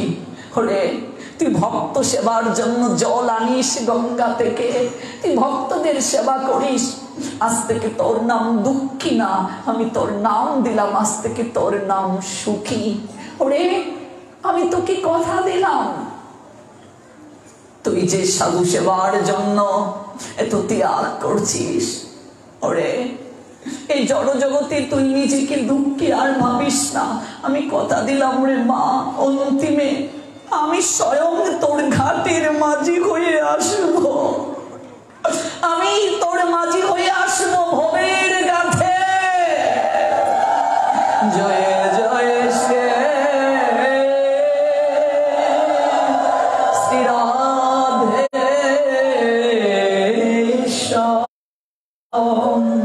কতটা ভালোবেসেছিলেন মহাপ্রভুকে শ্রীবাস, যার কারণে তার বাড়ির সবাইকে কৃপা করে দিলেন। বাড়ির কাজের মেয়েটাকে পর্যন্ত গৌরহরি চরণে ঠাঁই দিয়ে দিলেন। লক্ষ্মী পর্যন্ত বৈকুণ্ঠের, তিনিও যদি ভিক্ষায় যান তথাপি অন্ন জলের শ্রীবাসের পরিবারে অভাব হবে না। তিনি তার আঙ্গিনা ছেড়ে কোথাও যাবেন না। একটা কুকুরও যদি এসে আঙ্গিনায় গোড়াগড়ি দেয় তথাপি সে কৃষ্ণ প্রেম মুক্তি লাভ করবে। মহাপ্রভু কৃপা করলেন। এই শ্রীবাস কি ছিল? 16 বছর বয়স পর্যন্ত এই শ্রীবাস নাস্তিক ছিল, অশ্রদ্ধায় তার হৃদয় ভরপুর ছিল। অথচ আজ হয়ে গেল মহাবৈষ্ণব মুকুটমণি। আজকে এই যে আমরা আঙ্গিনা সাজাই কীর্তনে, মহাপ্রভু কৃপা করে শ্রীবাসকে বলেছিলেন, যেখানে আঙ্গিনা সাজানো হবে শ্রীবাস তোমার নামে আঙ্গিনা হবে। শ্রীবাস আঙ্গিনা, শ্রীবাসের নামে। এই শ্রীবাসের মৃত্যু যুগ ছিল, কিন্তু ভগবানের কথা শ্রবণে মৃত্যু যুগ তার কেটে গেল। আমাদের ভাগবত মহিমা বলছেন, মনুষ্য জীবের এমন কোন দুঃখ নেই যে দুঃখ দূর হয় না প্রতিদিন ভাগবতীয় কথা শ্রবণের মাধ্যমে। মানুষ তার খারাপ কর্ম নিয়ে জগতে আসে বলে এই জগৎ সংসারে সে দুঃখ পায়। প্রত্যেকটা মানুষ তার প্রাক্তন কর্মের দ্বারা জগতে দুঃখ পায়। প্রাক্তন কর্ম যতদিন পর্যন্ত আমরা দূর করতে না পারবো ভজনের মাধ্যমে, ততদিন পর্যন্ত আমাদের এই সংসারে প্রকৃত সুখের আলো দেখা সম্ভব নয়। আর খারাপ কর্ম দূর হয় ভজনের মাধ্যমে। ভজন কলিযুগে কি সর্বশ্রেষ্ঠ? বলছেন ভগবানের কথা শ্রবণ, শ্রবণাক্য ভক্তি। এটা কলিহত মানুষের সর্বশ্রেষ্ঠ প্রক্রিয়া। কারণ সত্য ত্রেতা দাপরের মতো কলিযুগের মানুষেরা কঠিন আরাধনা করতে পারবে না। তাদের একটাই পথ, কান পেতে শ্রবণ করো। শ্রবণটা কিভাবে হবে? শ্রদ্ধার সঙ্গে। দেখুন, ভাগবত শুরু হলো মৃত্যু সংবাদ দিয়ে। শ্রীমদ্ ভগবত গীতায় যে প্রশ্ন করা হয়েছে, ওই প্রশ্নের চেয়ে ভাগবতের প্রশ্ন অত্যন্ত গুরুত্বপূর্ণ। ভাগবত যে প্রশ্ন করেছে পরীক্ষিত মহারাজকে দিয়ে, পরীক্ষিত গিয়ে সুখদেব গোস্বামী পাদের চরণে পড়ে প্রশ্ন করলেন, আর মাত্র 7 দিন আমি বাঁচব, আমার কর্তব্য কি? মৃত্যু সংবাদ দিয়ে ভাগবত শুরু হলো, মৃত্যুর কথা দিয়ে ভাগবত শুরু হলো। এই সংবাদটা, এই প্রশ্নটাই মানুষের, প্রত্যেকটা মানুষের হৃদয়ের প্রশ্ন। একবার ভেবে দেখুন, আমরা সংসারে যত কর্ম করি না কেন, ওই সংসারকে সুষমামণ্ডিত করার জন্য, আমি ভালো থাকার জন্য, অপরকে ভালো রাখার জন্য যত কর্মই করি না কেন, মৃত্যু নামক কালো সর্প কিন্তু পিছন থেকে আসছে আমাদেরকে চুবল দেওয়ার জন্য। মানুষ যতক্ষণ পর্যন্ত জীবনী শক্তিতে পূর্ণ থাকে ততক্ষণ পর্যন্ত মৃত্যুর ভয়াবহতা সে উপলব্ধি করতে পারে না। প্রত্যেকটা মানুষের হৃদয়ে পূর্ণরূপে উপলব্ধি আসে না, আমাকে মরতে হবে। মাগো, যদি আমাদের হৃদয়ে প্রকৃতভাবে উপলব্ধি হতো আমাকে মরতে হবে, মানুষ খারাপ কর্ম করত না। কদিনের সংসার মাঝে মাঝে আমাদের উপলব্ধি হয়, এটাকে শ্মশান বৈরাগ্য বলে। শ্মশানে দেখবেন লাশ পোড়াতে গিয়ে আমাদের মন একটু সময়ের জন্য নরম হয়ে যায়। আমরা ভাবি, আরে আমাদের সঙ্গে একসঙ্গে চলতাম, সে মরে গেল, আমাকেও মরতে হবে, সংসারে কিছু নেই, কার যে কখন মরণ হবে। কিছুটা সময়ের জন্য শ্মশান থেকে চলে আসলাম গৃহে, আবার আগের মতো হয়ে গেলাম। আমরা বলির পাঠার নিয়ে অনুভূতি আমাদের, একটা পাঠাকে যখন বলি দেওয়া হচ্ছে, বাকি পাঠাগুলো দাঁড়িয়ে দাঁড়িয়ে দেখছে, কখনো উপলব্ধি হচ্ছে না একটু পরে আমাকেও সিরিয়ালে বলি দেওয়া হবে। মানুষ দেখছে তার চোখের সামনে তার আত্মীয় মরছে, স্বজন মরছে, ভাই বন্ধু মরছে, বা মা বাবা মরছে, তথাপি হৃদয়ে এই উপলব্ধি আসে না আমাকেও মরতে হবে। প্রকৃতভাবে উপলব্ধি আসে না। এই জন্য ত্রিকালদর্শী মুক্ত মহামানব লোকনাথ ব্রহ্মচারী বলছিলেন, পৃথিবীতে মানুষ যদি প্রত্যেক দিন কিছুটা সময়ের জন্য হলেও মৃত্যুর কথা চিন্তা করত, তাহলে সে একজন প্রকৃত মানুষ হয়ে যেত। মৃত্যুর কথা যদি চিন্তা করত, রাত্রে ঘুমানোর পূর্বে প্রতিটা মানুষকে হিসাব নিকাশ করা প্রয়োজন। একটা দোকানদার দেখবে সারাদিন বেচা কেনা করে সন্ধ্যায় হিসাবের খাতা মেলায়, সারাদিন সে কি করলো। প্রত্যেকটা মানুষ যদি ঘুমানোর সময় একটু চিন্তা করে, একটু হিসাব করে যে আমার বয়স 50 হয়ে গেল, আমি কি করলাম এই 50 বছর বয়সে, আজকের দিনটার যদি হিসাব করি রাত্রে ঘুমিয়ে, কেউ তো জানবে না, আমি জানবো আমার কথা, যে আজকের দিনের মাঝে আমি কয়টা মিথ্যে কথা বলেছি, আমি কয়জনের খারাপ করেছি, কয়জনের মনে কষ্ট দিয়েছি, আমি কতটা ভালো কাজ করেছি। একটা হিসাব করুন প্রত্যেক দিন। আপনার হিসাব কেউ জানবে না, আপনিই জানবেন।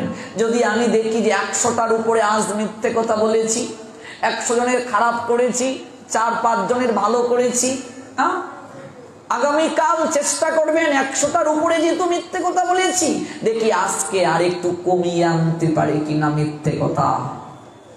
রাত্রে আবার হিসাব করবেন, না আজকে তো অনেকটা কমিয়েছি, আমি 100 থেকে কমিয়ে আমি 80 পর্যন্ত আসতে পেরেছি। পরের দিন আবার হিসাব করুন, দেখবেন আপনি একদিন প্রকৃত মানুষ হয়ে যাবেন, আপনি একদিন প্রকৃত ভক্ত হয়ে যাবেন, একজন সাধক হয়ে যাবেন। মানুষ জীবনের হিসাব করে না, এই জন্যই জীবনের হিসাব কবিতায় বলা হয়েছিল, তোমার দেখি জীবন কানা 16 আনাই মিছে। কবিতাটা নিশ্চয়ই পড়েছেন। এক পণ্ডিত মশাই একটা মূর্খ জেলেকে বলছে, ওরে বলতো চন্দ্র কেন উঠে, বলতো গ্রহণ কেন লাগে, বলতো সূর্য কেন পূর্ব আকাশে উদিত হয়, অনেক বড় বড় কথা বলছে, অনেক জ্ঞান দিচ্ছে।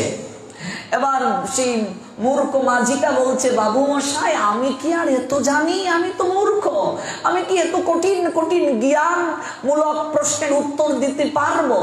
কিছুটা সময় পরে ঢেউ উঠেছে নদীর মাঝে, এবার শুরু করেছে সেই পণ্ডিত মশাই, কিরে নৌকা কি ডুবে যাবে? বলছে, হ্যাঁ পণ্ডিত মশাই আপনি কি সাঁতার জানেন না? বলছে, না রে সাঁতার তো জানি না। এবার মাঝি বলছে, আপনার দেখি জীবন কানা 16 আনাই মিছে।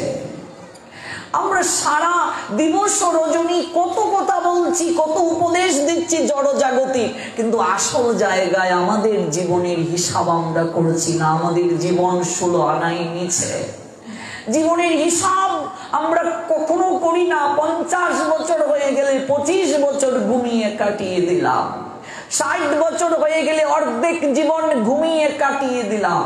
কখনো কি ভেবেছি, কখনো কি অনুভবে এসেছে, কখনো কি চিন্তা এসেছে? মানুষের ইচ্ছা শক্তি পারে মানুষকে পরিবর্তন করে নিতে। দেখো শ্রীবাসের ঘটনাটা, হ্যাঁ, শ্রীবাস মহাপ্রভুর পার্ষদ হয়ে গেলেন।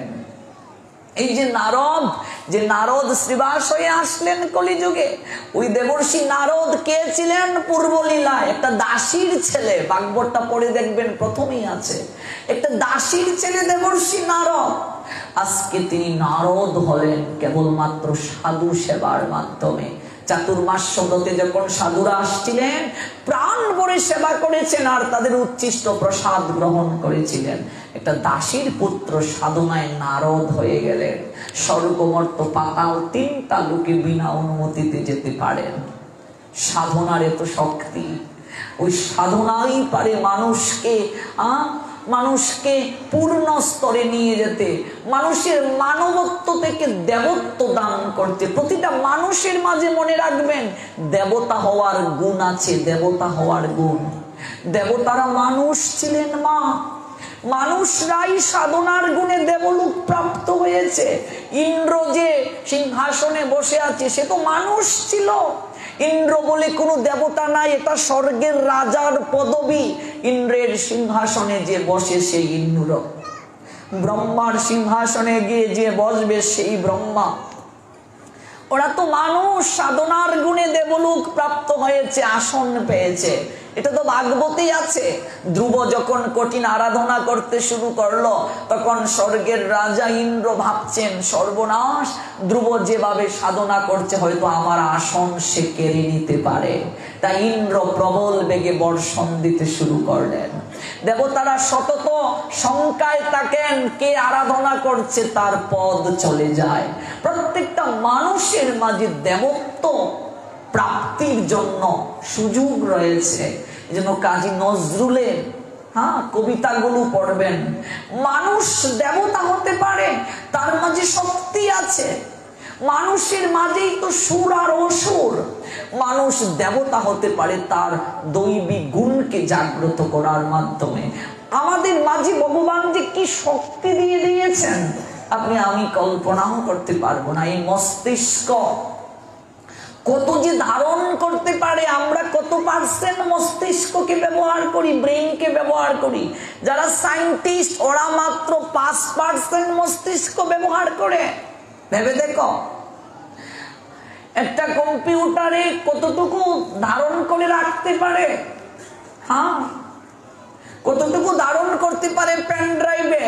অথচ এই মস্তিষ্কে আনলিমিটেড ধারণ করার শক্তি ভগবান দিয়ে দিয়েছেন, আনলিমিটেড ক্ষমতা। কিন্তু এটার সঠিক ব্যবহার করছি না আমরা। সাধনার দ্বারা মানুষের মনের মাঝে নির্মলতা আসে, ভজনের মাধ্যমে মানুষের মনে নির্মলতা আসে। উচ্চ চিন্তা, উচ্চ ভাবনা, উচ্চতর স্তরে আসীন হওয়ার যে ক্রমবিন্যাস, ক্রমধারা, এগুলো ভজনের মাধ্যমে হয়। এই জন্য চেষ্টা করতে হবে, চেষ্টার বিকল্প নেই। আমরা সময়কে কাটাচ্ছি অন্যভাবে, যে সময় দ্বারা এই মনুষ্য জীবনটাকে আমরা সার্থক করতে পারি, যে সময় দ্বারা আমি একটা উন্নত চিন্তা ভাবনায় নিজেকে আসীন করতে পারি, আমরা সেই সময়টার দিকে দৃষ্টি দিচ্ছি না। সময় চলে যাচ্ছে। একটা দিন যাওয়া মানে আমাদের জীবনের হিসাব থেকে মূল যে আমাদের আয়ু, পরমায়ু, সেখান থেকে একটা দিন চলে যাওয়া। পরীক্ষিত তিনি জেনেছিলেন 7 দিন বাঁচবেন। আমরা কিন্তু জানি না কদিন বাঁচবো, কেউ বলতে পারবে না। কারণ কলিযুগের মানুষের আয়ু নাই, নির্ধারিত কোনো আয়ু। পরীক্ষিতের সৌভাগ্য ছিল তিনি 7 দিন বাঁচবেন জানেন, আমরা তো জানি না। এই জায়গা থেকে গৃহে ফিরে যেতে পারবো কিনা নিশ্চয়তা নেই। বল হরি হরি বল হয়ে যেতে পারে। আমি গৃহে গিয়ে আজ রাত পার করতে পারবো কিনা সেটাও বলতে পারবো না। ঘুমালাম, চোখ করলে সকাল, নইলে পরকাল। এই জন্য ভাগবত একটা মোটামুটি ধারণা দিয়েছে আমাদের। প্রত্যেকটা মানুষ তোমরা তোমাদের আয়ু 7 দিন ভেবে নাও। শনিবার, রবিবার, সোমবার, মঙ্গলবার, বুধবার, বৃহস্পতিবার, শুক্রবার, এই 7 বারের মাঝে যে কোনো একবারে তোমাকে মরতে হবে। এই বারের বাহিরে যাওয়া যাবে না। ভেবে নাও 7 দিন তোমার আয়ু। ওই মনুষ্য জীবনকে সার্থক করার জন্য চেষ্টা করে নাও। এই জন্যই তো ভজন। সেই পরীক্ষিত 7 দিন 7 রাত্রি ভগবানের লীলা কথা শ্রবণ করলেন। ভাগবত কি? ভাগবত হচ্ছে অপূর্ব অনিন্দময় ভগবানের লীলা মাধুরী। এই ভাগবত কথাই পারে জীবের মাঝে প্রকৃত শান্তি আনয়ন করতে। ভগবানের লীলা কথা যত আস্বাদন করা হবে ভগবান তত বেশি আনন্দ পান। ভগবানের কথা যত বেশি চর্চা করব ভগবান তত বেশি সন্তুষ্ট হন। আর ভগবান সন্তুষ্ট হয়ে আমাদেরকে তিনি কৃপা প্রদান করেন। এই জন্যই তো ভগবান কৃপাময়। শুধু কৃপাময় যে তিনি তা নয়, তিনি কৃপানিধি, তিনি গুণনিধি, তিনি করুণার নিলয়, তিনি করুণার সাগর, তিনি দয়ার প্রকৃত পরাকাষ্ঠা রূপ নিয়ে জগৎ জীবকে কৃপা ভাণ্ড থেকে কৃপা সিঞ্চন করার অভিলাষী হয়ে আছেন। আমরা কৃপা নিচ্ছি না। যেমন রুক্মিণীকে ভগবান বলছিলেন, আমি দ্রৌপদীকে কৃপা করতে চাই কিন্তু সে কৃপা নিতে চায় না। আমি তো কৃপা করার জন্য প্রস্তুত আছি কিন্তু সে নিচ্ছে না, তার সমর্পণ নেই। এক হাতে সে আমায় ডাকছে, একটু দু হাতটা তুলুক, দেখবে আমি কাপড় দেওয়ার জন্য প্রস্তুত আছি। ভগবান কৃপা করার জন্য প্রস্তুত আছেন। কৃপা কাকে করবেন? আমরা প্রস্তুত নই। পৃথিবীতে সবচেয়ে যে আশ্চর্যজনক বিষয়, মনে রাখবেন এই কথাটা, ভাগবত যে সংবাদ দিয়ে আমাদেরকে এই সংসারী জীবদেরকে প্রকৃত সোপানে নিয়ে যাচ্ছে, পৃথিবীতে সবচেয়ে আশ্চর্য যে জিজ্ঞাসা, আশ্চর্য যে বিষয়, সেটাই হচ্ছে মৃত্যু। আর এই মৃত্যুর সংবাদই হচ্ছে ভাগবতের প্রারম্ভিক সংবাদ। যুধিষ্ঠির মহারাজকে সেই প্রশ্নটাই করা হয়েছিল মহাভারতে, পৃথিবীতে সবচেয়ে আশ্চর্য বিষয় কি? যুধিষ্ঠির বললেন মৃত্যু। মৃত্যু হচ্ছে আশ্চর্য বিষয়। মরিতে চাহি না আমি সুন্দর ভুবনে। কেউ মরতে চায় না। মৃত্যুর কথা শুনলে কেউ সাদরে সেটাকে গ্রহণ করতে চায় না। কেউ মরতে চায় না, কিন্তু মৃত্যু সবাইকে গ্রহণ করতে হবে। মৃত্যুর স্বাদ আস্বাদন করতে মানুষ চায় না, অথচ মৃত্যুর ভয়াল তাবা থেকে কেউ দূরে যেতে পারবে না। মরিতে চাহি না আমি সুন্দর ভুবনে, মানবের মাঝে আমি বাঁচিবারে চাই। কবিগুরু বলেছিলেন, মরণ রে তুহু মম শ্যাম সম। মরণ, ওহে মৃত্যু, তুমি শ্যাম সম। কি চমৎকার! রবি ঠাকুর সাধারণ কবি নয়। আমি সাহিত্যের ছাত্র হিসেবে যদি রবি ঠাকুরকে মূল্যায়ন করি এবং পাশাপাশি একজন ভক্ত হিসেবে যদি রবি ঠাকুরকে মূল্যায়ন করি, অতুলনীয়, অতুলনীয়। এই জন্যই তাকে ঋষি কবি বলা হয়। তার প্রত্যেকটা কবিতার মর্মার্থ এতটা গভীর থেকে গভীরতর। দেখুন, এই আপনাদের চৌমনি শ্মশানঘাটে একবার ঘুরতে গিয়েছিলাম, কি আপনারা লিখে রেখেছেন, মরণ রে তুহু মম শ্যাম সম। আমি দেখেছি, লেখাটা আছে। এই অর্থটা কি? এটা কোন কবিতার অংশ? রবি ঠাকুর এত এত কবিতা লিখেছেন, প্রত্যেকটা কবিতায় তার মানসী বলুন, সোনার তরী বলুন, তার কল্পনা বলুন, পুনশ্চ বলুন, বিভিন্ন যে তার কাব্য, প্রত্যেকটা কাব্যে, খনিকা বলুন, প্রত্যেকটা যে কাব্যে তিনি যা উল্লেখ করেছেন, যা তুলে ধরেছেন, কিন্তু শেষ বয়সে অন্তিমে গিয়ে তিনি যে কাব্যগ্রন্থ লিখলেন, শেষ লেখা, ওই জায়গায় গিয়ে তিনি উপলব্ধি করলেন ওই কাব্যের প্রত্যেকটা কবিতা ভগবানের চরণে অঞ্জলি, প্রার্থনা। তিনি সেই জায়গায় উল্লেখ করলেন, মরণ রে তুহু মম শ্যাম সম। এত কিছু করলাম, এত কিছু লিখলাম সারা জীবনে, কিন্তু এই এখন যে উপলব্ধিটা হলো, রবি ঠাকুর বলছেন, এই শেষকালে যে উপলব্ধিটা হলো, আমার দিন দিন অঙ্গ প্রত্যঙ্গ অবশ হয়ে আসছে। এই উপলব্ধিটা যদি আমার যৌবন কালে হতো, হে হে পরম দয়াময়, আমি সারাটা জীবন তোমার বন্দনা ছাড়া আর কিছুই লিখতাম না। কি অনুভব দেখো, কি উপলব্ধি দেখো। আজ উপলব্ধি হলো, বিভু দেহ হৃদে বল, একাগ্র হৃদয়ে শরীরে তোমার এই নিবে সুখানল। আজ উপলব্ধি হলো আমার। তাই বলছেন মৃত্যু তো হবে, মৃত্যুর স্বাদ আস্বাদন করতে হবে। তাই মৃত্যুর কাছে তিনি প্রার্থনা করছেন রবি ঠাকুর, মরণ রে তুহু মম শ্যাম সম। ওরে মৃত্যু, তুমি যখন আসবে, তুমি আমার প্রাণ বধুয়া হয়ে আসিও। ওহে মৃত্যু, তুমি আমার শ্যামের নিয়ে আসিও। বধূ মানে প্রাণনাথ। বধূ একটা অর্থ হচ্ছে বউ, আর ব দয় রসুকার, আর ব ধয় দীর্ঘকার। একটা বধূ মানে বউ, আর একটা বধূ মানে প্রাণনাথ মানে বন্ধু, শ্যাম।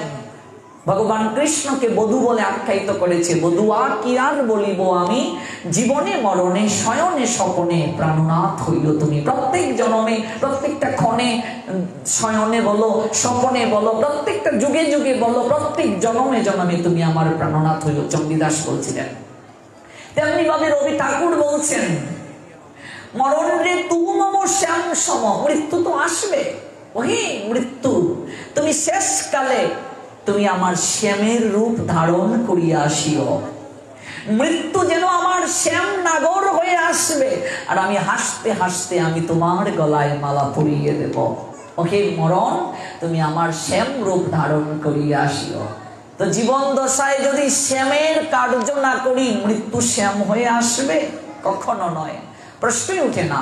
মরণ রে তহু মম শ্যাম সম, তুমি আমার শ্যামের সমান, তুমি এমন করে আসিও। তাই তো সোনার তরী কাব্যে গিয়ে এক আধ্যাত্মিক চেতনা রবি ঠাকুর দিলেন।